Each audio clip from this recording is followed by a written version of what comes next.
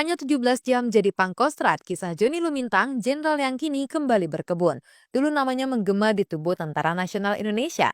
Letnan Jenderal Purnawirawan Joni Lumintang, seorang prajurit berdarah Minahasa, pernah menembus puncak karir militer hanya untuk melihat segalanya berubah dalam waktu 17 jam.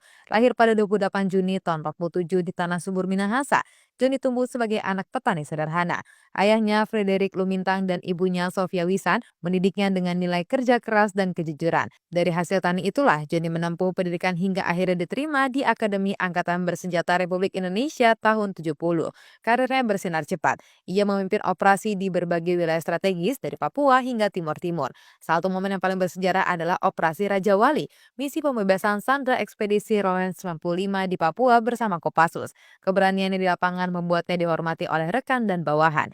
Namun, sejarah mencatat, puncak karir Joni juga menjadi ujian terbesar hidupnya. Setelah jatuhnya pemerintahan Soeharto, ia ditunjuk menggantikan Prabowo Subianto sebagai Pangkostrat. Tapi jabatan itu bertahan hanya 17 jam, menjadikannya satu masa jabatan tersingkat dalam sejarah TNI. Bagi sebagian orang, itu adalah kehancuran.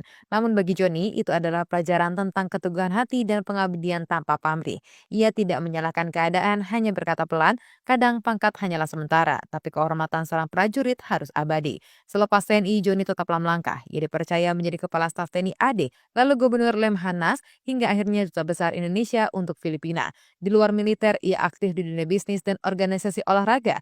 Kini di usia senjanya, Joni Lumintang kembali ke akar hidupnya berkebun di Tanah Minahasa. Tanah yang dulu menghidupinya kini menjadi tempat ia menemukan kedamaian. Ia kembali memegang cangkul, bukan senjata. Dan di antara hamparan hijau itu, tersimpan ketenangan seorang prajurit yang telah menuntaskan tugas panjangnya. Dari medan perang ke ladang, dari pangkat tinggi ke tanah tempat tumbuhnya Joni Lumintang membuktikan kemuliaan sejati tidak ditentukan jabatan tapi ketulusan hati.